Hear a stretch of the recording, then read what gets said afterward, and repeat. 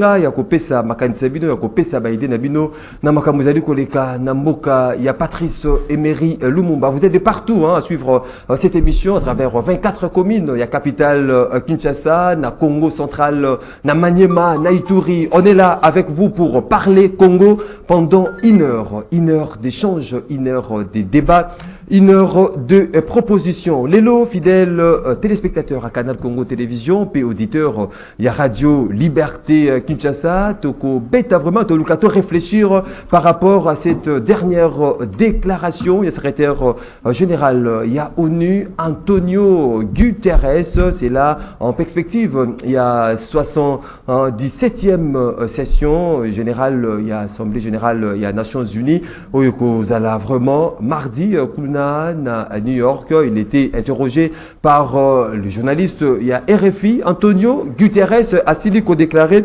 Nagotangelabino, à l'objet le M23 a été, comme vous le savez, la raison de ces dernières manifestations, le fait que les Nations Unies ne sont pas capables de battre le M23.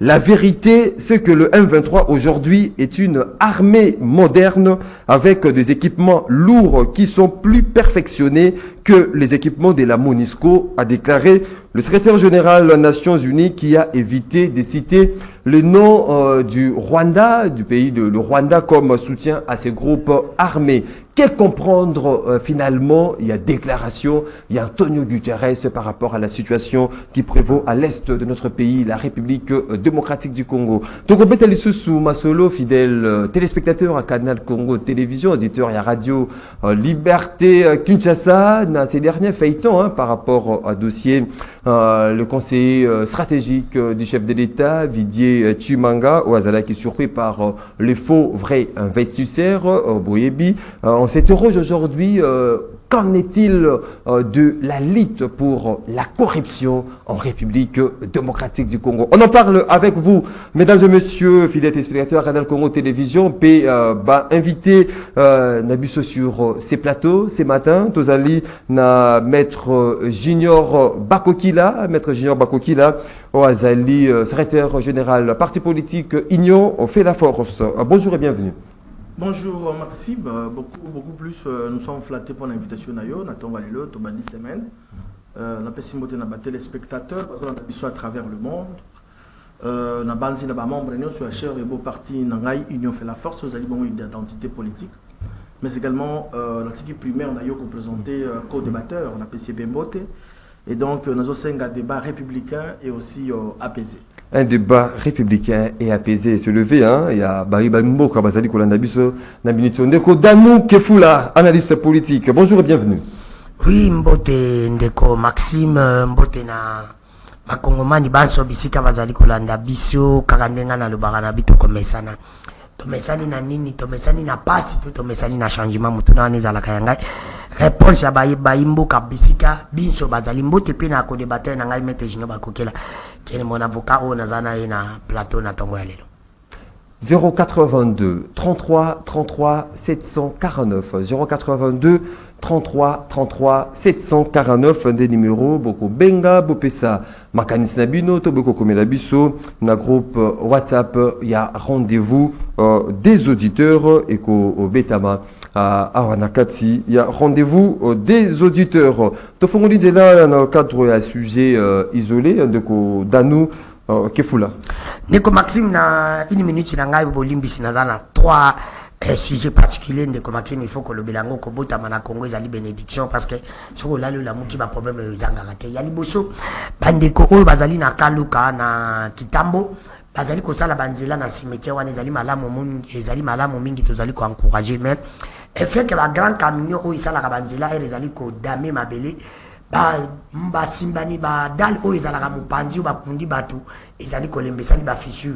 C'est pour te dire que chose ezali koleka na nzela wana ozali komona batu ba kundi na kati soki mbule bete kozala malamu te soki ma ekoti ko bima batu nyonso pe batu ba komona bandeko basi ba oui na kosenga na gouvernement national et provincial ba kende na lumbango ko résoudre des problèmes parce que bon dirait ba yebité parce qu'entreprise ezali ko sala banzela yango itala ka bénéfice et ko tala paix elingi petite alors gouvernement central ekende nanu na cimetière ya Kitambu fe bakosala banzela wana bagrand art eza kodame badalo ezalaka na nzela bato bakundaki na nzela esali vraiment bafichu ezali komonana ezali malamu te alors nasengi na gouvernement national bakende mbango ya mibale ezali ya likambo moko na kotelebela yango na koyebisa tata mokonzi ekolo alo atala nani ministre na ye aza kocrée baproblème ebele kombo na ye Pichu Mabilo azali kocrée tata mokonzi ekolo baproblème ebele ya la longue.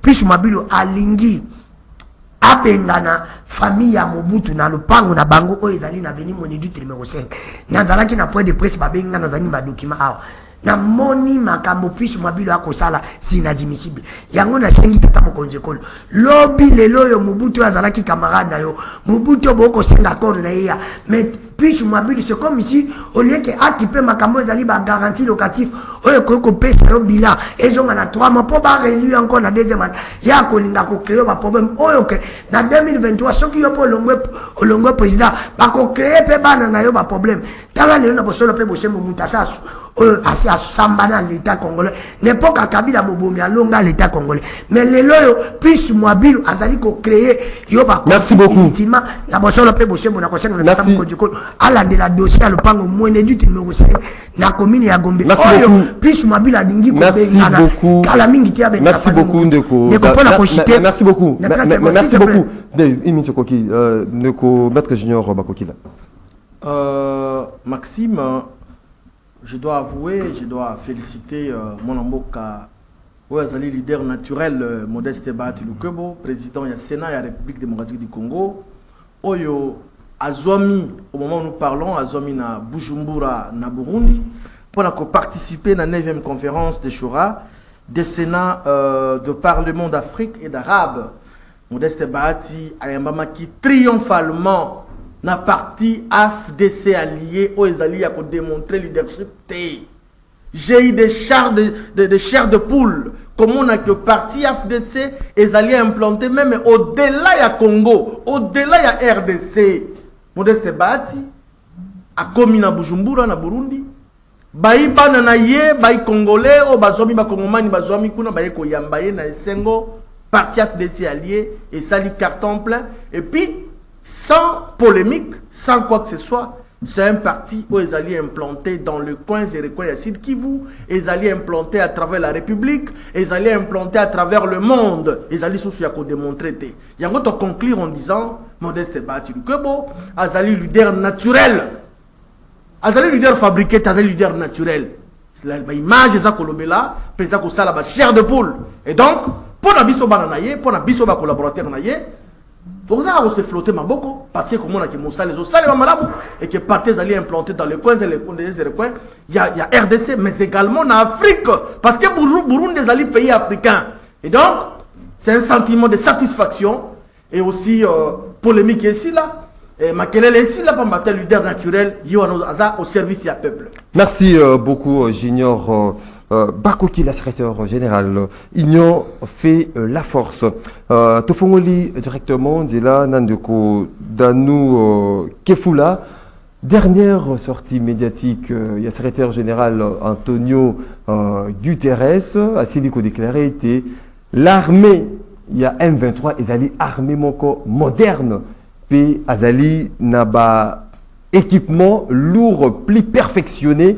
Est-ce qu'aujourd'hui, que comprendre, il y a un message, il y a Antonio Guterres, d'un moment au-delà du fait qu'il y a eu de relance, il y a un journaliste par rapport, il y a soutien, il y a Rwanda dans ce groupe rebelle, Antonio Guterres a semblé ignorer tous ces différents rapports, il y a experts à Nations Unies par rapport à cet appui du Rwanda dans M23. Que comprendre, il y a un message, cette dernière intervention, Ezali, en prélude justement, il y a 77e session générale, il y a l'Assemblée générale, il y a ONU, au Rwanda, et au fond, il y a lobby mardi. Merci ndeko Maxime na mutuna na yo ya malamu mingi journaliste mavana kota na ndeko Maxime ngana za jeune na lobela ka valeur na côté le mela banti valeur na ko senga na tata mokonzi ekolo musala ane ko lukaka ko kanga ka batute ko yiba pe ba information va ba nomi mutu tala makambo ile kina ba nomination ndeko danu s'il vous plaît tokana s'il vous plaît tokana ndeko danu Kefula Rendez-vous de l'auditeur, ils allaient là-bas, thématique, non, tous allez déborder, tous allez quoi aborder. C'est-à-dire, le 1 minute, sur le Sarabino, il y a isolé, il faut ramasser le rognon.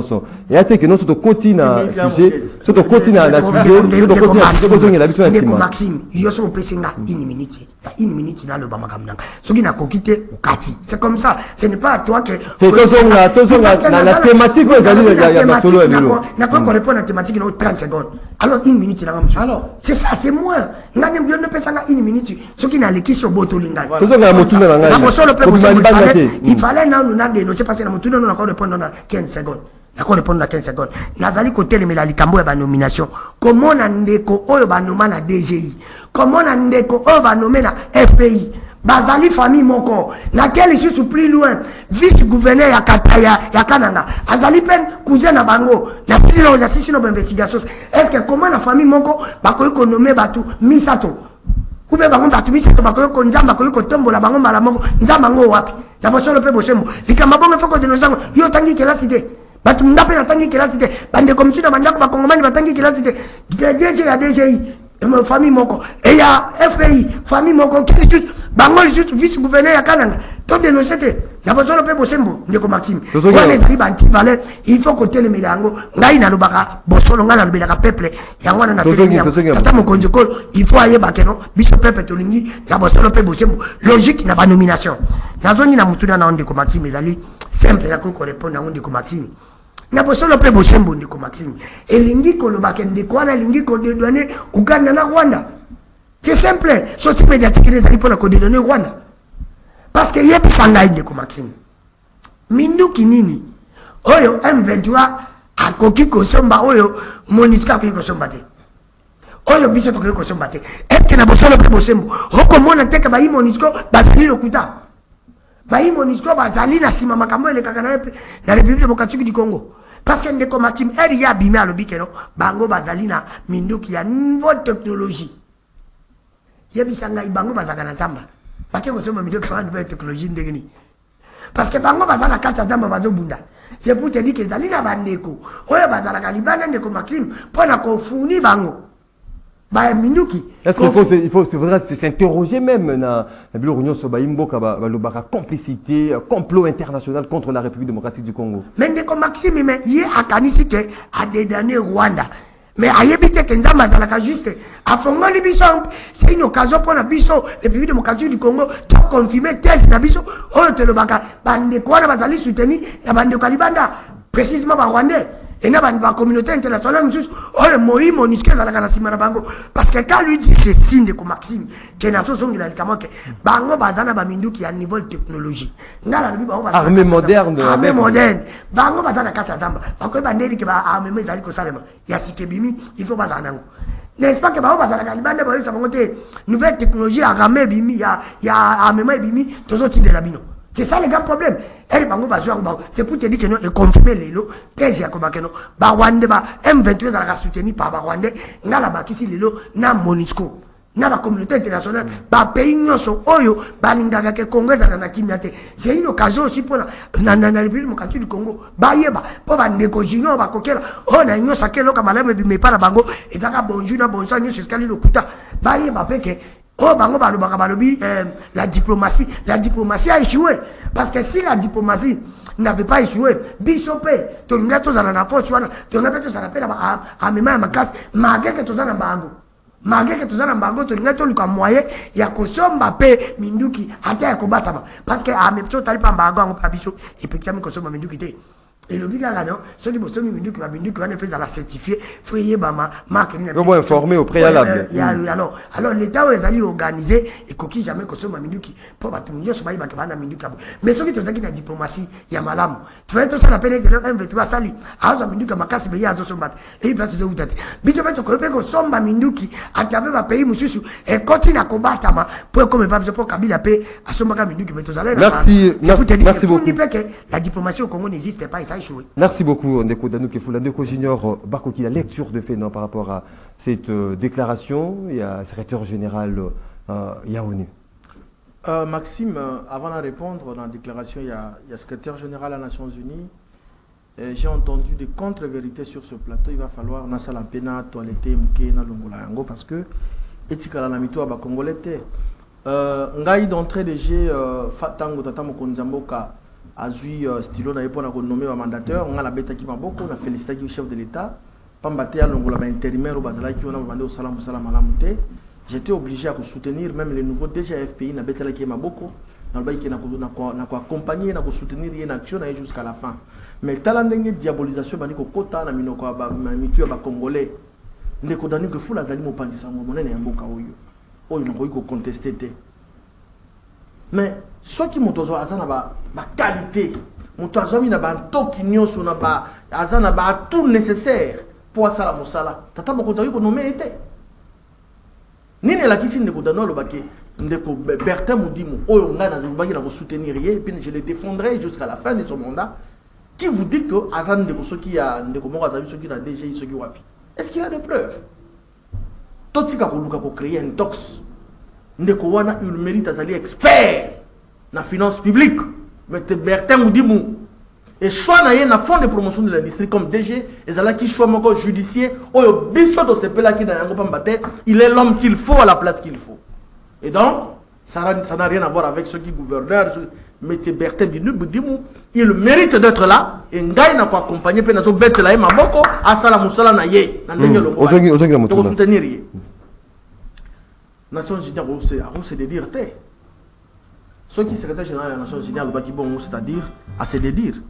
Parce que le rapport il y a Monisco ONI et le que le M23 est soutenu par le Rwanda et zala qui biso ba congolais te. Ba arme wana M23 zo yango. Yebisanga M23 c'est force ya quel état? C'est connu, c'est le Rwanda qui est derrière les M23. Lorsque le chef de l'État a initié, a institué, conformément à la disposition constitutionnelle, l'état de siège, et bloqué qui fonctionnement, magouille, détournement à ciel ouvert, il y a des Rwandais, d'une manière frauduleuse, pour la Congo pour la minerai alors maintenant, vous imaginez payer le Rwanda, producteur, ceux qui ont colton, est-ce que c'est normal? Il n'a pas ça à la sous-sol. Il faut que la Congo Iba, Aboma, Poissa. Tango, état de siège est bloqué Bango. Par le but, tu as mal soute, tu as la preuve. Comment pas petit cadeau. Vous imaginez? Et donc, moi j'estime que le secrétaire général des Nations Unies a se dédire. Je trouve ça un peu ambigu. Est-ce qu'il faudrait s'interroger même déjà par rapport à l'opération? Il y a retrait, il y a ces troupes, il y a Monisco dans Mboka na biso. Mais oui, parce que depuis que la Monisco est là, depuis 1998, Bana Babotam Bato, Bakoti classe, Bazu diplôme d'état, ma Polomi, Bakoti université. Qui met à la rate? T'as la route de la vidéo, en tout cas, Nzamba Nzamba. Nakatia Zamba Monisco, autres qui t'en hélicoptère naïe, pour ça la nini. Je dirais même que vous revitaillez les ennemis. Vous vivre sous tension, et sécurité, vous profiter. Il est temps, avec Tshisekedi Tshilombo, il est venu au pouvoir, Mando qui est bétaté. Il est venu au pouvoir, Makila est engaté. Je vous dis, mon frère, ce pays sera libéré, Massa Sekobe Tate. Mais Tshisekedi Akotaki, na pouvoir, sans Massa Sebeta, Mboka est qu'on libéré, Boudangane est qu'on libéré, Massa Sekobe Tate, Makila est qu'on pété. Parce que, aux Nations Unies, c'est l'hypocrisie. À la lumière, il y a à propos, il y a Antonio Guterres. Qu'est-ce qu'il faudra attendre le discours? Il y a Félix Tshisekedi dans la 77e mais il parle sans embâche. Il est le tout premier président de la République. Oh, il a cité nommément le Rwanda sans qu'on caresse. Tshisekedi Tshilombo. On était avec le régime passé ici. Mon grand frère Joseph Kabila Kabang, il a Simbote. Difficilement à citer le nom du Rwanda. Difficilement. Nous sommes agressés par le pays voisin. Nous sommes agressés par les forces extérieures. Mais Tshisekedi est arrivé, il a cité nommément le Rwanda. Et je crois que dans l'île Soukou, la Tata Mokonzamboka, parce que à caresser mon touté, il va parler. Merci beaucoup. Parce qu'il y a une opportunité où chaque président africain a s'exprimer pour la Mokanaï. Nous en avons marre. Le pays est allé convoiter là-bas. Force extérieure, nous surtout Yamokil Mubimba. Ce n'est pas normal. Ils allaient Nzambe da Salaki qui Tobotama Congolais, tous en a Kitao, tous en a Yango. Batika Kobundi Sabiso, ce n'est pas normal. Merci beaucoup, Ndeko Junior Bakokila, maître Falmamba, cadre Alliance pour le changement, Kabound. Bonjour et bienvenue. Bonjour, merci Mbo Mingi Ndeko Suprême. Na pesipe mbote na bandeko nyos ba kolanda biso na ndaku mingi na bandeko bazali na ba milieu rural sans pour autant que subir injustice ya pouvoir incompétent M. Tshisekedi avec tant de mois d'impayement na pesi bango mbote na ebisi bango seule façon pour na bo se sauver il faut bo salanini il faut bo sanctionner sévèrement M. Tshisekedi na 2023 na pesipe ba ndeko nyonso tozana bango lokola ba ko débattre to ko partager plateau ya lelo na bosanité parce que ceux qui na bosani ekozala péché munene nazali ko pesa mwana mboka Jean-Marc Kabunda a Kabunda bisika zali bongo na prison oye oyo azali prisonnier personnel et individuel ya monsieur Tshisekedi et sa famille na pesi mbote na prison Makala. Ndeko Falmamba, makanisto réflexion na oyo kozali ni par rapport à dernière déclaration, il y a Antonio Guterres qui a conforté tout ce qui a été déclaré. Le M23, Azali armée moderne, et puis Azali Naba équipement lourd, plus perfectionné, au moyen que le groupe délogé, ça sera un peu trop difficile. Est-ce qu'il faudra déjà, à travers ces déclarations, Antonio Guterres, que s'interroger par rapport à retrait aux populations, à manifester, manifestation, ça n'a pas été Monisco Kende par rapport à mission aux populations, tout peuple azali comme on a et l'autre côté sur terrain. Merci beaucoup, mon Mboka Suprême. Nali koyebiso moni ndeko junior we ali kabiliste munene. D'entrée de jeu nazaki koyoka biloko museselo ndeko junior omonio soki ndenani auto kobenga muta trahi population congolaise Tshisekedi akei soki régime musu ekoye okomona kaka ndeko junior oyo nasima ya régime. Na salioni ndeko. C'est-à-dire quoi? C'est-à-dire okomona ke ndeko junior ye azala kaka bisika miel ezalaka. Ayebi kotelemela mabe atati. Ye ezala bolamu ezala mabe ya kotelemaka esika intérêt na ye ali. Parce que bakongomani bakokondima makambo ya boye yali malamu te ndeko Tshisekedi yango toko pesa ndeko Jean-Marc Kabunda otokolo ba raison au fur et à mesure que tozali ko avancer ba imboka nyonso bali ko comprendre que Jean-Marc Kabunda azalaki na raison quand il lui dit que régime ya ndeko Tshisekedi ezali régime ou ezali na vision te pour pouvoir diriger Otokobenga, République démocratique du Congo. Sur le plan il y a armée. Sur le plan il y a armée, du concret. Qu'est-ce que Tshisekedi a réalisé? Depuis que Tshisekedi est là au pouvoir. Mais Tshisekedi a réalisé Otokobenga, accord secret, que jusqu'au jour d'aujourd'hui, nous, Otozali, ignorer un mot. Jean-Marc avait-il raison, oui ou non? Kabunda avait raison. Quand il dit que Tshisekedi sur le plan sécuritaire, Tshisekedi n'a rien à proposer. Qu'est-ce comprendre premièrement avec discours non, scruté dans nos je discours? suis en train il y a de quoi Antonio Guterres. Permettez-moi mon Mboka. Parce que c'est très sérieux. J'ai passé toute la nuit entre à côté d'un article entre à méditer yango. Ça fait du mal. Ça fait du mal. Comment on a dit Tshisekedi azalaki bakobenga incarnaki espoir et pas Baimboka. Or, personnellement, je regrette d'avoir voté Tshisekedi. Parce que le spectacle que Tshisekedi a démontré par rapport à Jésus à vous allez aimer presque surtout en matière 3 mois avec écoute, je dois te dire. Vous avez partagé la vision, vous avez partagé tout. Peut-être Baimboka vous avez tout partagé avec Tshisekedi. Peut-être Baimboka Belé.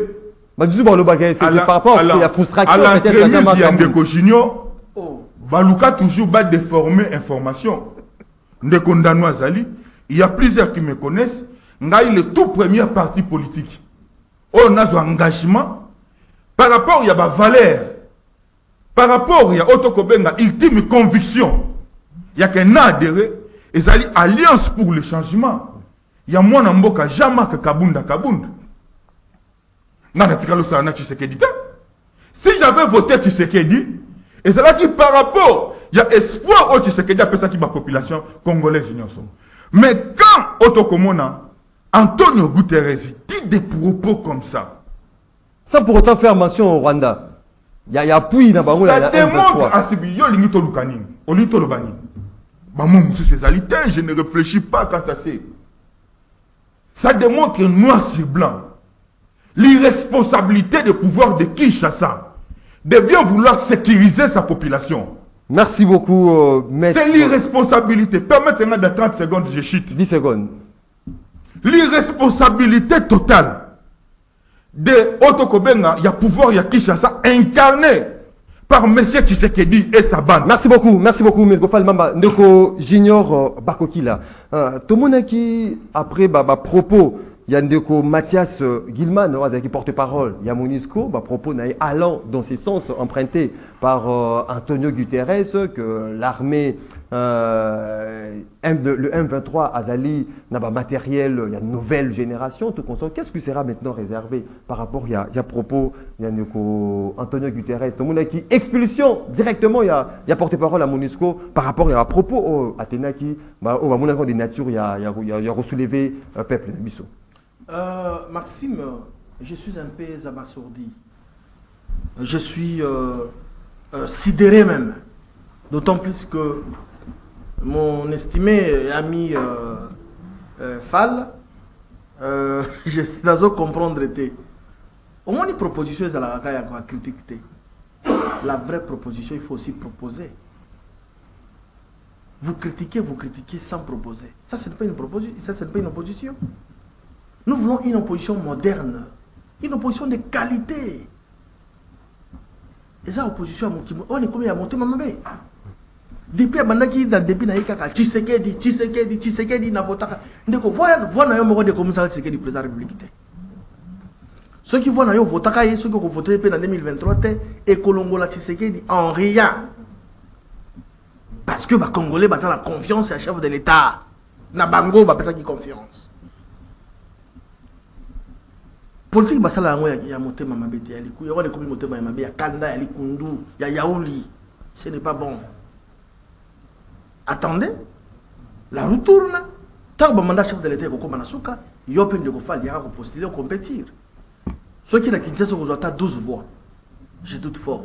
Pas m'battre. Les Congolais vont battre. Oh, tout le monde a dit ça charé na mutuboyi. Ceux qui ont tué, attends, on chef de riz. Ils vont en aller. Mathias Gilman a été expulsé, oui. Je reviens à ce sujet. Moi, je crois que ils ont l'hypocrisie parce que tout ça, vous s'attendez d'abord dans le Conseil de sécurité. Il ne faut pas passer sa conclusion sur base du rapport des Nations Unies à Tangara. Nommément, le Rwanda a soutenu M23. Nous avons 5 membres permanents. Ça, là, une résolution. Parce que toi, ils ont qui combattre Malisou Souté, Gébi Sangaï, M23, Bazaba Nani, au bas armement moderne. Et puis, nous avons il n'y a jamais un crime parfait. Il y a tombé logistique, moins logistique, ils ont la tenue, là. Made in Rwanda. Et c'est cela ma preuve tangible, pareil. Il va pas dilatoire. Oh non, non, le Rwanda n'est pas épargné. C'est connu noir sur blanc. D'ailleurs, même je félicite le président. Il y a des chambres. Il y a rentré parlementaire. Ils ont la papa Yassena Modeste Bati. Ils ont la papa Mbosso. Mbosso a cité nommément aussi les Rwandais. Ils ont les Cambouya Kobombate. Ce qui Guterres.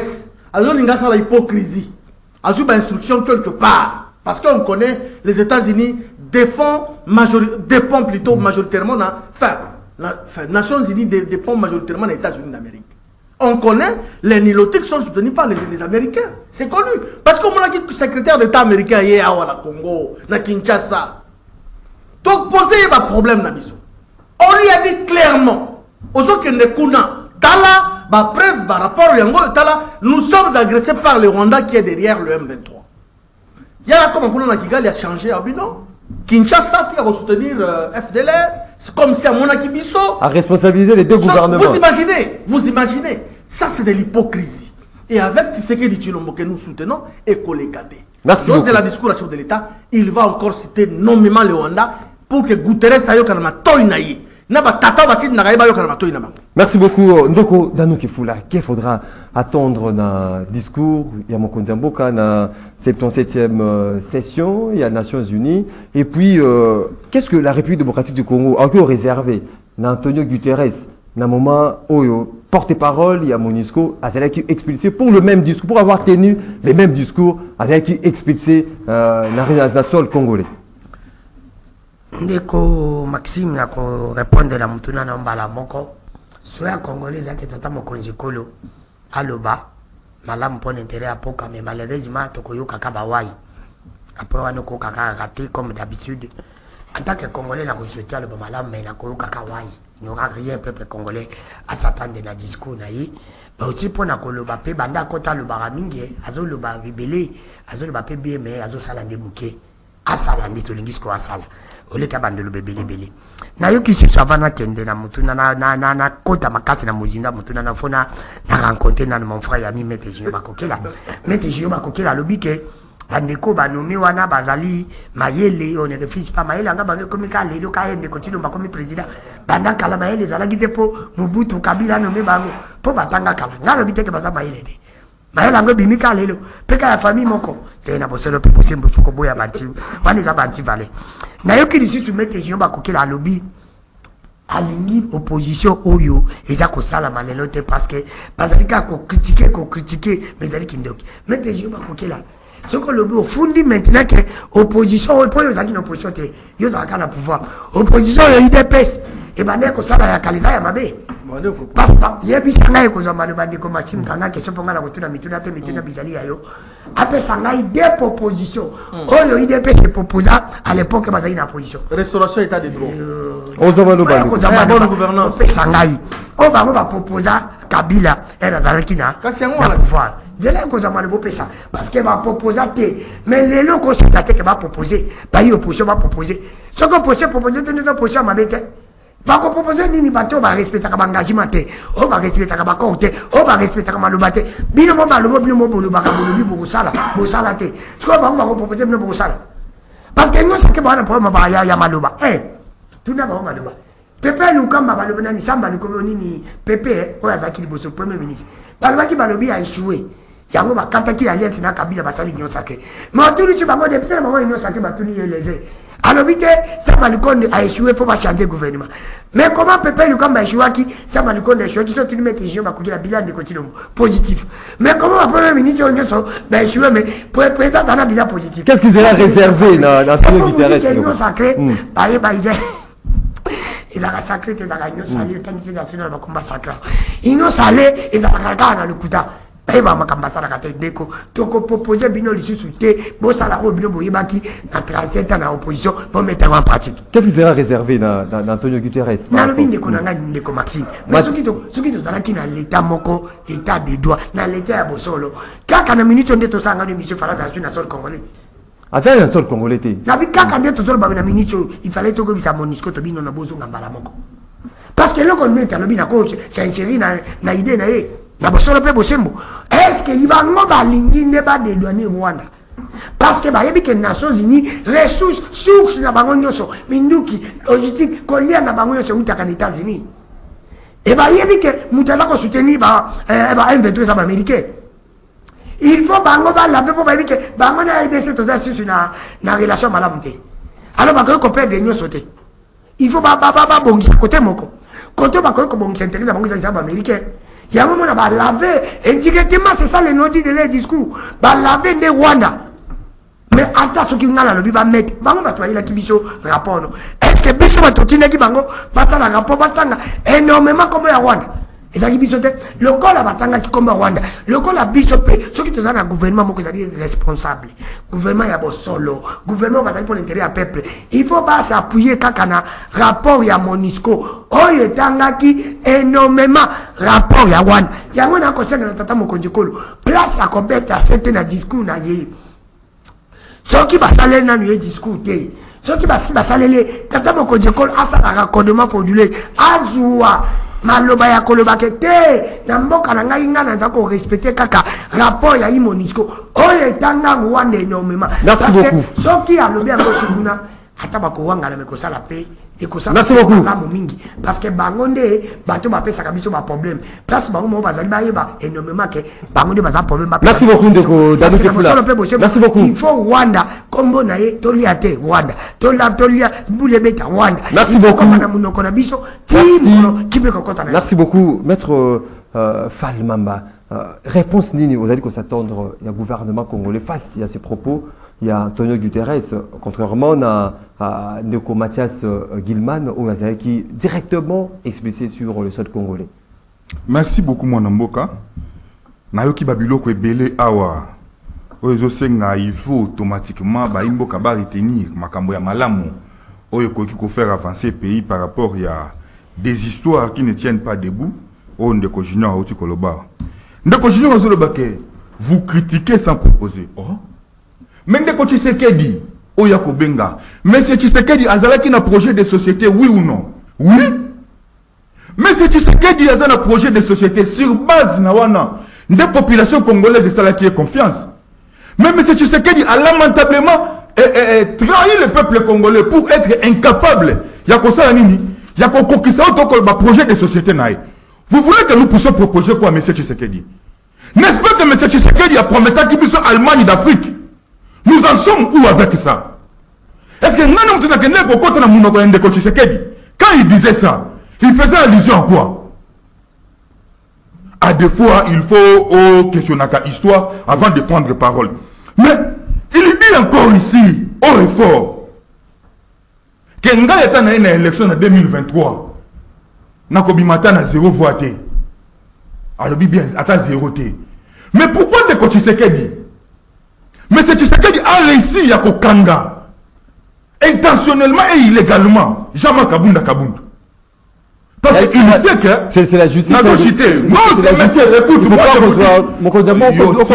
suprême, cour à cassation, commissariat. Dans le Bible, suprême, détention illégale. Il y a Jean-Marc Kaboun à Kaboun et Zayuna Moutou, il y a M. Tshisekedi. C'est Otto Kobenga Jean-Marc Kaboun à Kaboun. Il est arrêté, détenu à la prison illégalement pour avoir déclaré si haut qu'à cause de la candidat dans l'élection en 2023.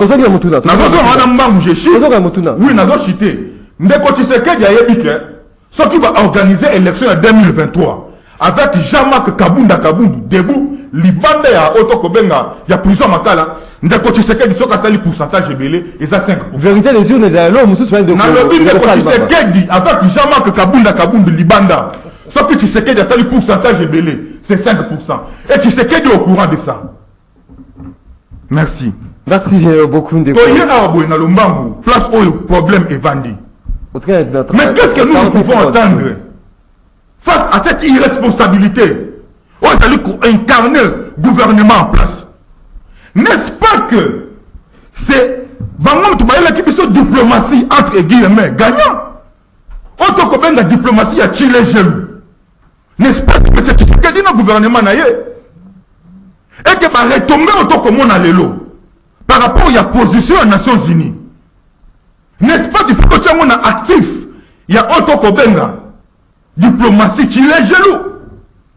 C'est un programme hein, le problème est clair. Écoute-moi.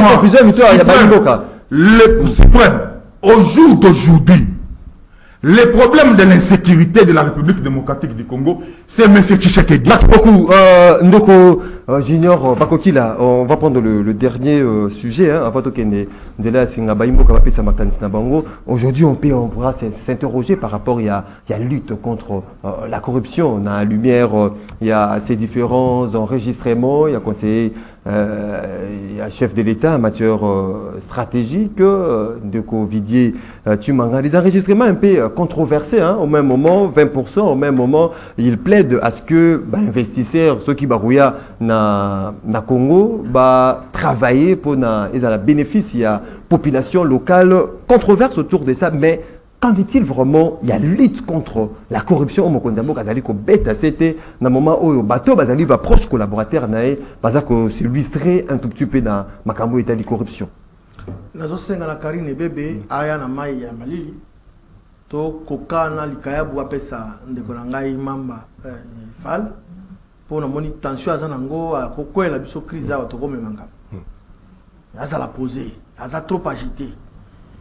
On a ramassé un peu dans l'Ombangu, il a parlé, chef de l'État, à promettant qui Congolais, Congo, Allemagne d'Afrique, mais oui. Mais il évite que lorsqu'il a promis, quelques temps après, Covid-19 et qu'on ravageait l'économie mondiale. Économie mondiale et comment qui en lambeau, y compris la RDC, n'était pas épargnée.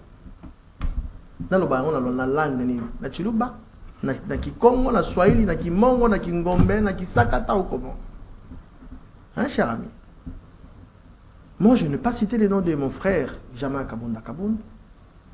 On a satellé dans l'écho, à l'obike, à voter Tshisekedi Tshilombo Tena. Il voit na yomoko, et que ça la biso et l'autre côté. Et que ça là est l'autre côté, d'autant plus que yomoko, tout ce qu'on postulé dans la rue, chef de rue, au Kozota, 0 voix, vous allez na moins. Donc, facile à critiquer, hein, pour critiquer ça, madame. Donc, on est revenu encore sur s'il te plaît, dans notre il y a DGI, FPI, quelque chose comme ça. Sincèrement, Ndeko, nous devons quand même élever le débat. Je sais que vous êtes un journaliste à Mayele, investigation. Mais quelque part, ceux qui m'ont dit, Tindabino, pourquoi nous s'attaquer à le directeur général Bertin Moutimou? Sincèrement, vous allez me rencontrer dans tous les plateaux. Et je serai présent. Et avec des arguments solides. Ceux qui passent à côté de Nabino, sincèrement, je serai toujours présent pour revendiquer, pour défendre et avec des arguments solides. C'est un monsieur, s'il te plaît. Qu'en est-il des parlementaires de corruption? Enfin, de quoi ça qu'on mérite, à Zalawana, à Salamandan, et fructueux mandat dans le Komudimu, à Salamousalamalam. Ndeko, nous tous nous étions étonnés. J'ai aimé comment est-ce que le monsieur a eu courage à démissionner parce que les Alliés qui déjà situation encore catastrophique, impure dans le Sobat. Aux alliés conseillers spécial en matière de stratégie. Mais au tomber dans le piège à Mikebo. C'est ici l'occasion pour nous savoir oh basala kaola nenya batama. Nyoso to sala kala kuku e bimagalibanda. Ndeko lelo biftek na ye salaire na ye ko zango le souté à longo e musala. Ba o batikali o bazo sala ba cop. Nous sommes là pour soutenir le chef de l'État. Et le chef de l'État ne peut jamais accepter la corruption parce que Yemokaza a lutté contre la corruption. Comme preuve, il y a tout un service, il y a qu'on lutte contre la corruption. Les Aliouans. Bravo, on a déconné ce courage à rendre tablier, ok. Mais on va se faire un C. On va se faire un coucou. Il y a qu'on falsifier comme un document. Botika. Ce n'est pas bon. Merci beaucoup, Deko. Ndeko Dano Kifula, Kaneti, ma corruption, au moment où ma proche collaborateur, mon condambo, qui a été trempé dans ma remise de corruption. Maintenant, Ndeko Maxime, il y a une minute, il y a la corruption, mais il y a la défendre la valeur, la défendre la valeur. Si Banti Valais, ils allaient. Ngapena kole kaka na TV kaka pona ko défendre ngo ko ibisa keto boya ki nguna tanga kabila donc on permettre peut-être une minute ya toujours ba nomination ya bato moko wana pe boko mona biso na nzela la bino biso pe to ko tikate na bosolo pe bosembo na yo kisusu a spécial argument moko ya Covid mettre junior ba koki la Covid les akana Congo te oyebi ke bato ba tiaki ba président ba tiaki ba premier pierre na ndeko Tshilombo côté moko bango ba pierre na bango sebota banda mais ya biso lelo kata mokonzi ko la komi aza président abimi meilleur président dans trois choses.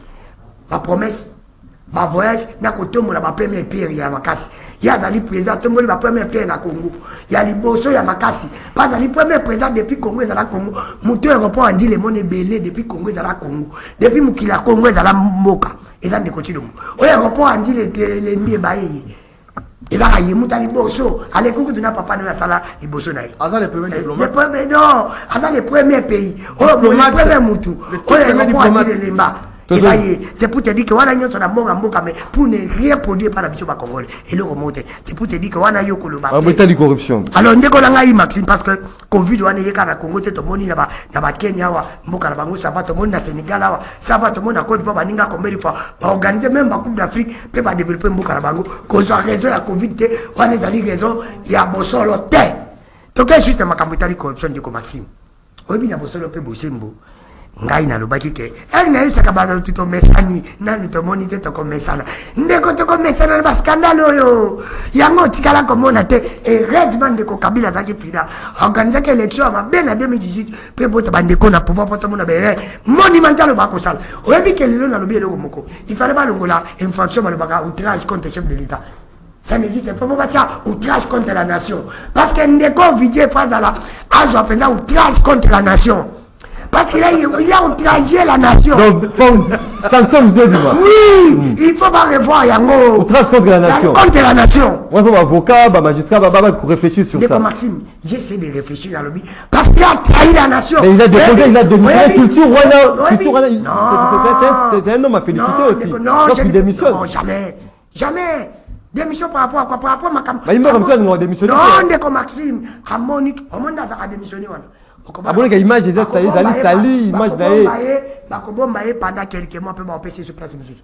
Bango basabongo parce que na ndeko yo tala mete jo bakokela lati veste soka fani na ake par exemple na Washington akokitaka batuni jo bakokela tele ke nationalité congolaise place oyo ba conseil ba le bala mbala moko esali soni ato lati ba veste esali soni même place tata mokonzi kola zakuna era ko bimakalo baba mais oyo mokonzi ya Congo tu me balobaki ye batbande bakba non ça perdit directement l'image à mokonzi mboka même place mokonzi mboka za lelo akokufa na soni c'est pour que Vidie azali ko mériter et tout mou pe balongola infraction ya outrage contre le président ezalaka te batiango contre la nation komona ke bandeko ya nyonso ake bakokanga mibele parce que bazali makasi na outrage nation na biso mais pas outrage chef de l'état c'est pour tina bosolo pe bosé mbonga na kosenga divider timanga il faut basambisa ye contre biso des nations. Mais l'enregistrement il y a un peu controversé c'est différents enregistrements.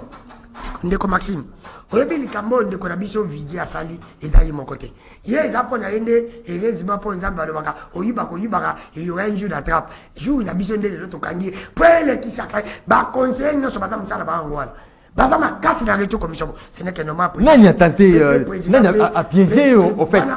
Merci beaucoup. Wana ekozala ba gege na bango ya na kati ya na kati na bango ya président c'est tali biso te. Merci beaucoup. Soki ba piéger ye bazuye c'est pour dire que ça la maka. Merci beaucoup. Merci beaucoup de c'est pour dire que asala kango pe basala kayango. Merci beaucoup. Effectivement pour na biso to lobi il faut ye asamba parce que na bosolo pe bosolo. Ndeko Falma. Merci beaucoup Ndeko Danou Kefula. Ndeko Falma Malou lecture de pénal par rapport à ces feuilletons Vidie Tumanga. Merci beaucoup moi Namboka. Et nazo rappeler que ba médecin baza na grève il y a de cela déjà 4 mois et puis le 21 septembre ba médecin nyonso ya République démocratique du Congo ba ko marcher. Naï aboye na Lumbangu koyebisa Ndeko Junior était yokoki jamais ko soutenir Ndeko Tshisekedi. Yokoki jamais okoki toujours ko soutenir ndeba intérêt na yo. Et si ka intérêt na yo ezali nde sika yoko ko soutenir. Yokoki jamais ko soutenir Ndeko Tshisekedi. Na yo lisusu na Lumbangu azo pesa ba oto ko benga ba raison fable. Des raisons inexistantes. Tant Ndeko Tshisekedi akeya ke koloba likambu ya Allemagne d'Afrique. Si Covid et ça qui combien de temps? Tu sais que de promettre à biso le biti mandat na ici là à cause de la millionnaire. Exemple yango Vidie Tumanga. N'est-ce pas que Kabound avait raison? Je reviens une fois de plus. Quand Kabound prédisait, quand Kabound disait qu'il y a des millions qui partent dans des paradis fiscaux, tout ça c'est autour de M. Tshisekedi. C'est autour de M. Tshisekedi et ses collaborateurs, ses amis. Oui. Ah, mais il y a Félix Temtatini. J'ai dit au jour d'aujourd'hui, les Congolais doivent comprendre que Kabound avait raison.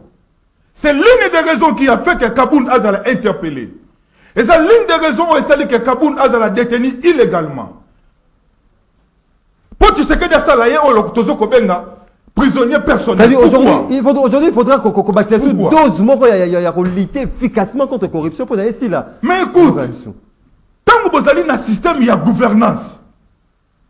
On est allé basé sur la médiocrité, sur les détournements des deniers publics, sur les mensonges. Vous allez vous attendre à quoi? N'est-ce pas qu'il faut qu'on s'attende quand on a sanctionné M. Tshisekedi.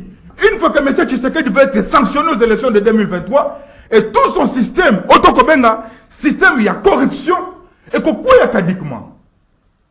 Donc le Ponayo Tshisekedi né Ndoki. Le diable en personne, c'est Félix Tshisekedi. Je vous dis ceci.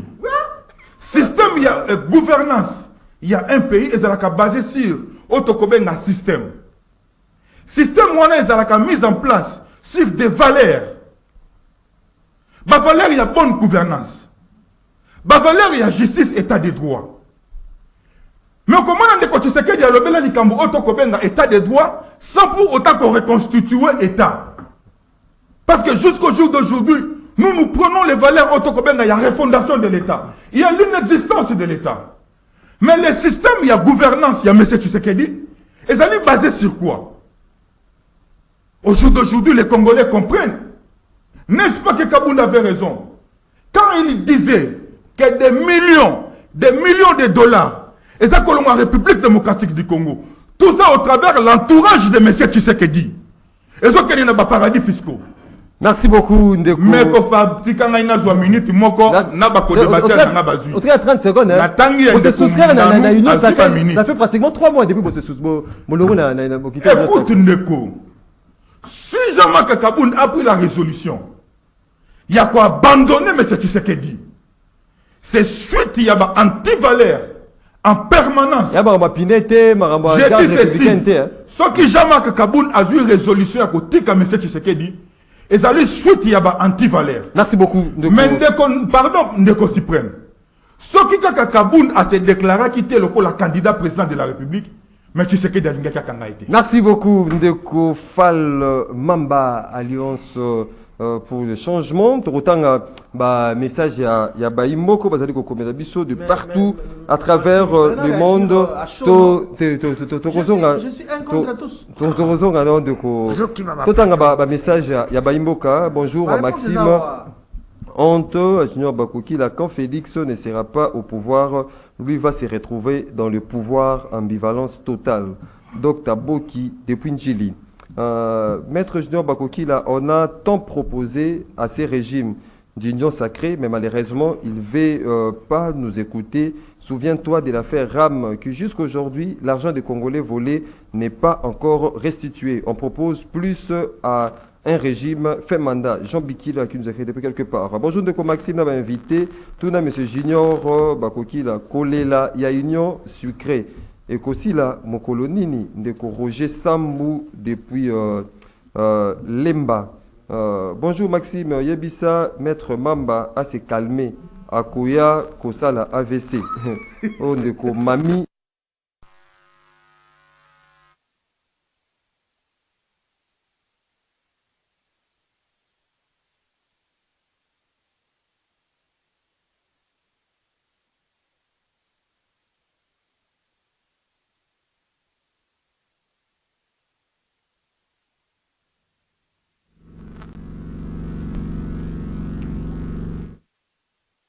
Encore certains messages. Deux auditeurs. Bonjour Maxime. Biso Awa na Canada, Tozali na Mawapona, Kozala na président Boy, c'est quand depuis Ottawa, Ndeko Marc Kilembi qui nous suit depuis Canada.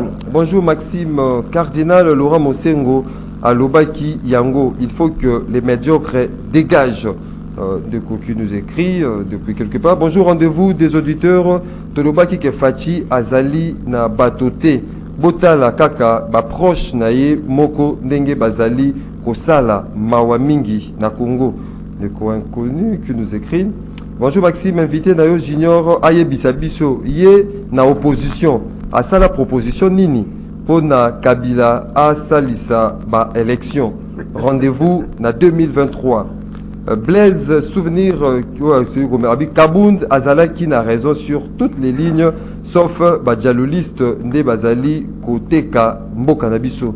Toki Ndela Singato Kasusu, Toka Susu, Baimboka, O Bazali Natal. Allô, bonjour. Obengi biso api comment avait vacances de quoi?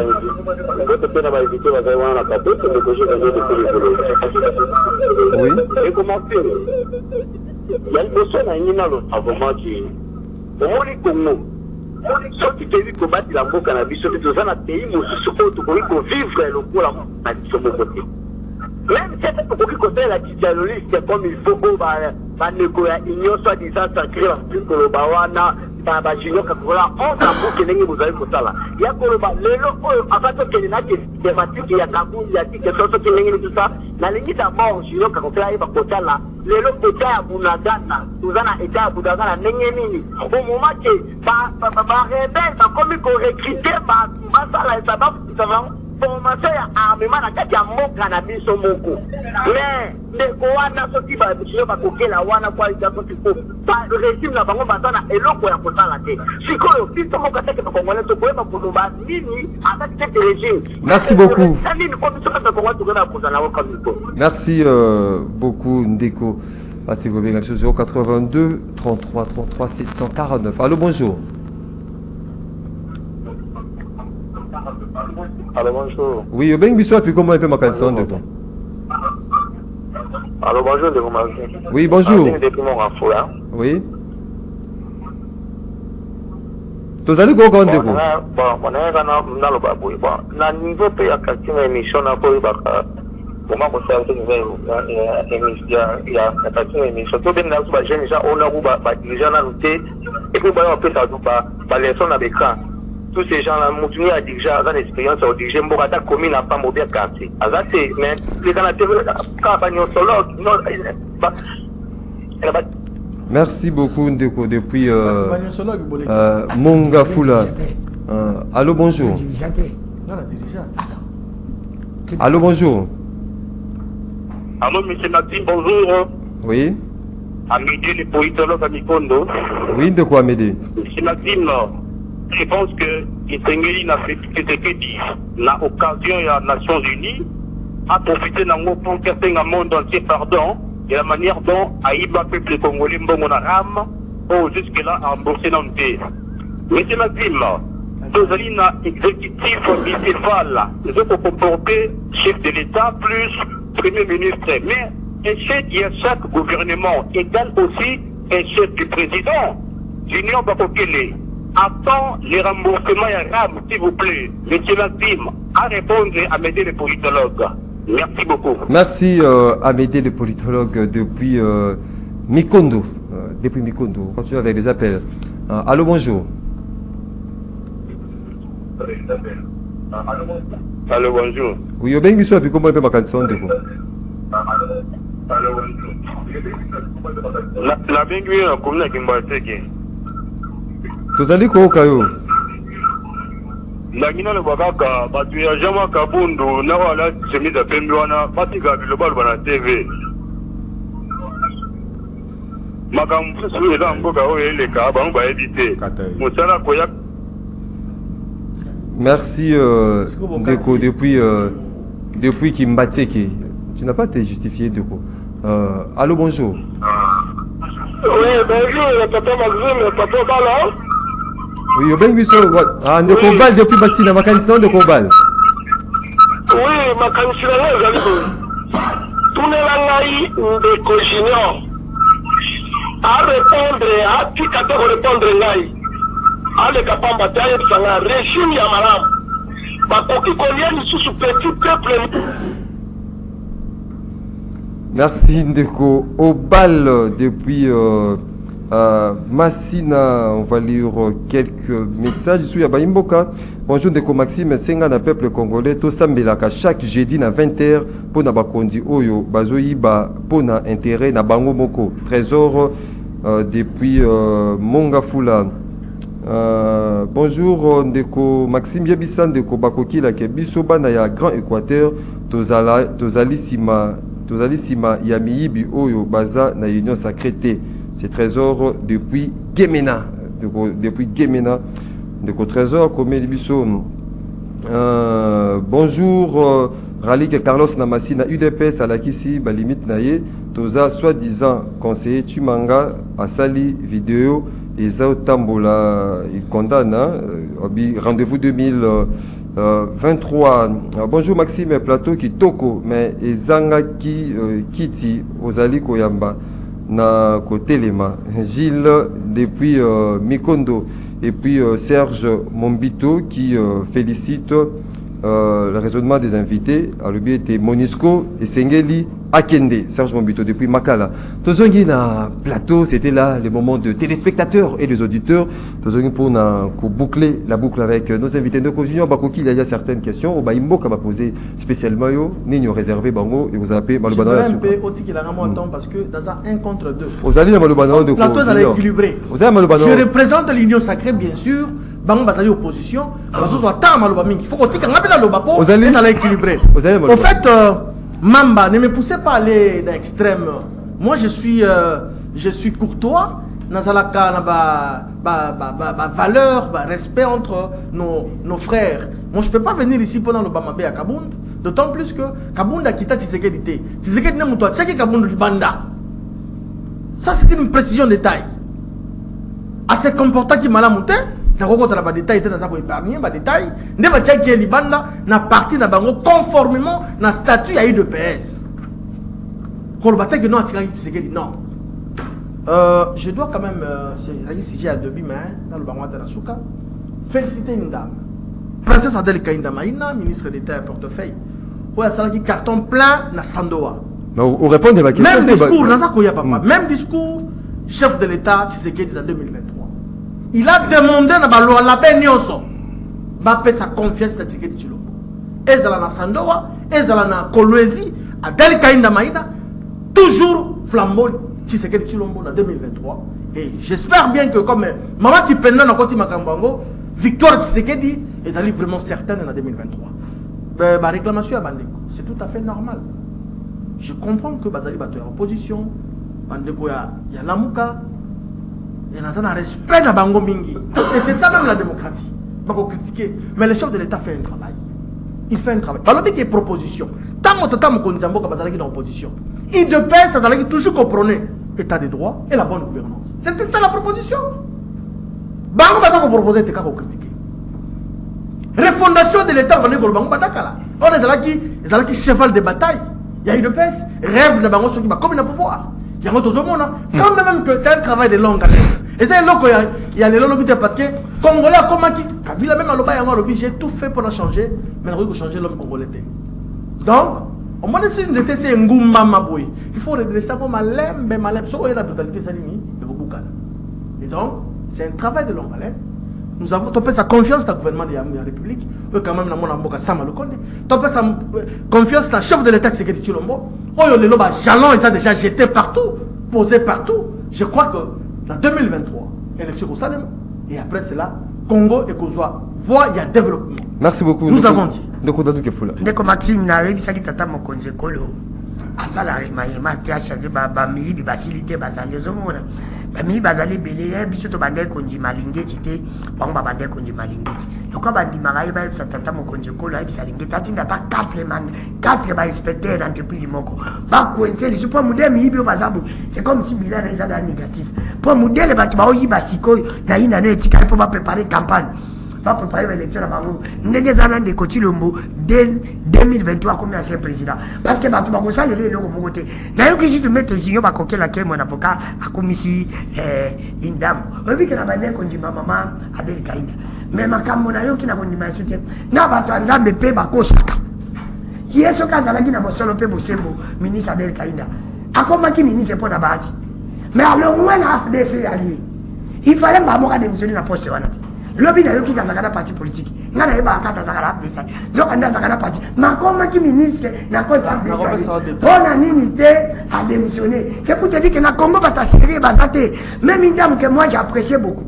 La bande se fait parmi ba ministre bazate quand même sérieuse, elle était parmi. Mais non, à décevoir. Les gars propos à voler dans propre zèle mais Maxime, azongi na logique ba takabile basala. Soko comme na manjoa bana moko seni au sali parti na yo. Ndenge ba tumo bande ko sala parti pa kabila sa comme ministre. Ne ba parti ba koko nyangi zala. Mais ne ko Maxime. Il y a information te tuna. Tomoni ba parti éclairé. Ndeko Adèle Kainda lelo a sali pa a lancer la parti na pas comme ministre. Parce que à kota kina ndeko Maxime, toi et moi on est des journalistes. Au chitane. À contacter ministre qui n'a compte il y a AFDC Ali. Mais elle est là comme on le la partie là. Son cas sérieux il fallait démissionner. C'est pour te dire que ndeko Maxime nous rien de bon. Pour la bateau balandi, ngala do bakango ndeko. Ndeko Félix Askera des cadeaux ya ko sala ba congolais pour te mona ke. Asali. Ya liboso abatsani salaire ba soda. Asala ba 145 territoire ke bako. Violer na bako yiba na bango mbongo wana. Abaksa salaire ba soda. Pe asuka ayebisa peuple congolais ke na décevoir bino mingi pour s'attendre qui nanga na 2023 na kozala nanga. Merci beaucoup. Merci beaucoup. Ndeko Fall Mama. Merci beaucoup mon amboka na yebi ke na kozala na même minute lokola bango pona na chité. Na ye na lombango. Ndeko Junior il nous parle ici que Tshisekedi a un problème auto kobenga il y a ba collaborateur. Mais puisque tout ça ko yebisa est vérité. Le problème de M. Tshisekedi, ce n'est pas ses collaborateurs. C'est Tshisekedi lui-même le problème pour ce pays. Le problème, ce n'est pas ce... Je rappelle, je me reprends. Le problème, ce n'est pas le collaborateur, il y a Tshisekedi. C'est Tshisekedi lui-même qui est le problème. Oh, puis ça va Congolais, il faut tout résoudre. Pour résoudre le problème, oh, bazo benga Tshisekedi, il faut nini.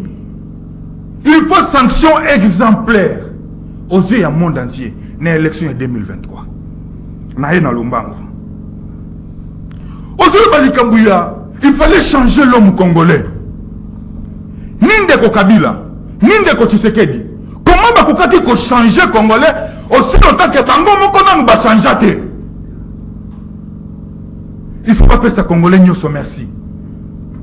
Parce que tu Bango, Kaboul a changé homme congolais. Écoute, il a changé au préalable. Puis ça, tu as un discours ou un athée. Contrairement à la démagogie et à mensonge. Puis ça, tu as toujours, tu as les sphinx délimité. Des principes de base, les sphinx articulent la Kibiso. Il faut d'abord refonder cet État. Parce que l'État n'existe pas. Il faut refonder l'État. Pour la cochiter. Namukolo Mwalelo. Naza kwa bisa ba imboka nyoso bisika bozali na félicité bandeko na biso ya kananga ndenge bo manifestaki oko benga dede na bino ndenge bo yambaki ndeko Tshisekedi na froideur. Pourquoi? Pona lukute leki na félicité bino. Merci beaucoup. Dede nazali ko chité mais tikanga nazo chité na sala le kutu ba minute na ngate mais tikanga nazo chité. Dede nazobenga ba combattant nyonso. Il y a alliance pour le changement oh ya mwana mboka Kabunda Kabunda. Bisika nyonso bozali na République démocratique du Congo. Botika la motivé. Na élection ya 2023. Jean-Marc Kabunda zali le seul candidat. Ozali ko bangisa ndeko Tshisekedi. Merci. Et puis on peut ko battre ndeko Tshisekedi. Merci beaucoup. Mesdames et messieurs, fidèles téléspectateurs à Canal Congo Télévision, auditeurs, il y a 96.8 MHz radio Liberté Kinshasa, Culte Nabino, Yamokolo Lulu.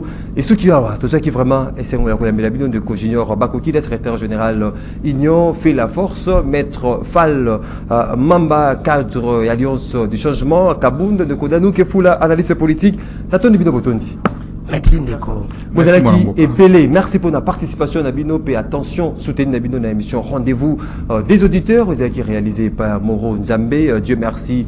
Kifu vous allez qui na régie d'antenne télévision. Junior Kassanda régie d'antenne radio. Doudou Motiri à la production. Romain Makonda na web. Karine Bébé et Dadi Kusaka derrière les caméras pour nous représenter Bino ba image. Tout Nabino mokolo ya lobby pour na to beta masolo kaka ya Congo et kozala na esengo nyoso et animera biso chaque jour botika limalamu na mabota na bino.